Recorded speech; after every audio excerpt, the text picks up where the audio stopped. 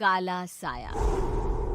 यूं तो बनारस घाट अपनी खूबसूरती के लिए बहुत प्रचलित है, पर घाट के किनारे कई राज लिए बैठे हैं। ये कहानी शुरू होती है बनारस के घाट के पास बने ममता निवास से, जहां प्रिया लाल जोड़े में ममता के घर उसकी बहू बनकर आती है। आओ आओ बहू, घर को अपने पैरों से पवित्र करो।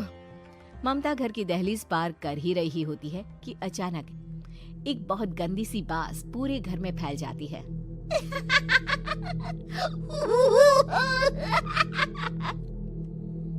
ये बदबू और ये आवाजें, ये कौन हंस रहा है माँ? अब ये पड़ोसी ना हमारे थोड़े अलग से है। कहाँ हम शाकाहारी और ये मांस मच्छी खाने वाले। छोड़, तू ध्यान मत दे और गृह प्रवेश कर। और हाँ बहू, अपनी सास की एक बात हमेशा याद रखना, इन पड़ोसियों से तो कभी बात नहीं करेगी। अच्छे लोग नहीं है ये। अपनी सास की ये बात मानेगी ना बेटा? हाँ माँ, जो आपकी मर्जी, मैं उनसे बात नहीं करूंगी। अगले दिन प्रिया अपनी पहली रसोई बनाने रसोई घर में जाती है। ये छोकी बात तो नाक में जा रही है। एक काम करती हूँ, खिड़की खोल देती हूँ। प्रिया खिड़की खोलने जाती है। इतने जाले, लगता है इस खिड़की को कभी खोला ही नहीं गया। पर ऐसा क्यों? ओह, नॉन वेज की स्मेल आती होगी ना। 2 मिनट के लिए खोल लेती हूँ, फिर बंद कर दूंगी। प्रिया खिड़की खोलती है। खिड़की खोलते ही उसकी नजर सामने वाले घर की खिड़की पर पड़ती है, जहाँ एक लड़की खड़ी होती है। हाथों में मेहंदी, लाल रंग की साड़ी, बिल्कुल सजी धजी, मानो प्रिया की तरह ही वो भी नई नवेली बहू हो। वो प्रिया को देखकर मुस्कुराती है। हे भगवान, माँ ने तो इनसे बात करने को मना किया था। प्रिया फौरन ही खिड़की बंद कर देती है और तवे पर चढ़े रोटी की ओर देखने लगती है, पर वहाँ रोटी न होकर मछली पड़ी होती है। ये क्या? पहली ही रसोई में इतनी बड़ी गलती। हे भगवान, अब मैं क्या करूं? प्रिया बहुत डर जाती है और फौरन रसोई की सफाई करने और फिर सभी के लिए खाना बनाने लग जाती है। जब वो सबको खाना परोसती है, सब तो ठीक है, मैं बेकार में चिंता कर रही थी। हे भगवान, ऐसे ही बस अपनी कृपा बनाए रखना। रात के वक्त जब सब सो रहे होते हैं, तब प्रिया को पायल की आवाज सुनाई देती है, जिससे उसकी आंख खुल जाती है। ये पायल की आवाज कहाँ से आ रही है? प्रिया उठकर उस आवाज के पीछे छत की सीढ़ियों तक जाती है। तभी उसे बच्चे के रोने की आवाज आती है। प्रिया छत पर जाती है तो क्या देखती है?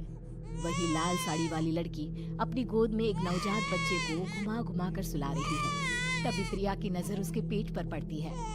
ओह गॉड, ये तो प्रेग्नेंट भी है। सुनिए, बच्चा सो नहीं रहा है क्या? मैं कुछ मदद करूं? नहीं नहीं, आपके घर वालों को अच्छा नहीं लगेगा, मैं संभाल लूंगी। स्नेहा की गोद से बच्चा हाथ मारकर प्रिया की गोद में आने को छटपटाने लगता है। दोनों घर अगल बगल में बने होने के कारण प्रिया उस बच्चे को गोद में ले लेती है। प्रिया के पास आते ही वो सो जाता है। बच्चे का वो स्पर्श रात भर प्रिया भूल नहीं पाती और अगली सुबह वो छत पर कपड़े सुखा रही होती है। तभी उसे एक औरत इशारा करके बुलाती है। स्नेहा कह रही थी बाबू तुम्हारी गोद में आते ही सो गया। मैं गौरी, स्नेहा की माँ हूँ। बहू, घर आना, बाबू को खिला भी लेना। शाम को जब घर पर कोई नहीं रहता, बच्चे से मिलने के लिए प्रिया छिपकर अपनी पड़ोसन के घर चली जाती है और कुछ देर बच्चे को खिलाकर वापस लौट आती है। इसके कुछ दिन बाद ही प्रिया को पता चलता है कि वो माँ बनने वाली है। ममता की खुशी का ठिकाना नहीं रहता।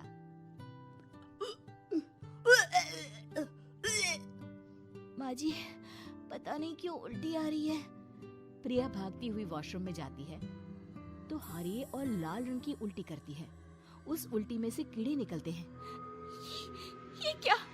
खून और ये कीड़े! माँ! माँ! प्रिया की आवाज सुनकर ममता दौड़ कर आती है, पर बेसिन में कुछ नहीं होता। प्रिया हक्की बक्की रह जाती है। ये सब क्या हो रहा है? प्रिया घबरा जाती है और अपने कमरे में जाकर सो जाती है। डर के कारण वो इतनी थक जाती है कि उसकी आंख लग जाती है। तब उसे ऐसा लगता है उसके पेट पर मानो कोई बैठा हुआ हो। कौन हो? प्रिया के पेट पर एक 5 महीने की बच्ची बैठी हुई थी, जो बुरी तरह जली हुई थी। माँ, तुम ही मुझे लाई ना अपने पेट में।